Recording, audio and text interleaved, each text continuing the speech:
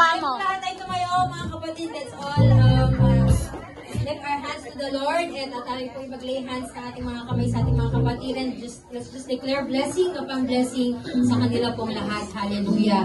Oh, hallelujah, Lord God. Muli po, Panginoon, kami po'y nagpapasalamat sa inyo pong katapatan, Lord, sa buhay ng aming mga kapatid na narito ngayon, Lord God. Especially, Lord, for the lives of these birthday celebrants, Lord. We have seen how you've been so faithful to them, Panginoon. Alam mo ko rin, Panginoon, na hindi mo sila pababayaan, Lord God. And I just continuously pray, Lord, kagaya nga po na sinabi ni Sister Beth kanina, Lord God. I just pray that they will always continuously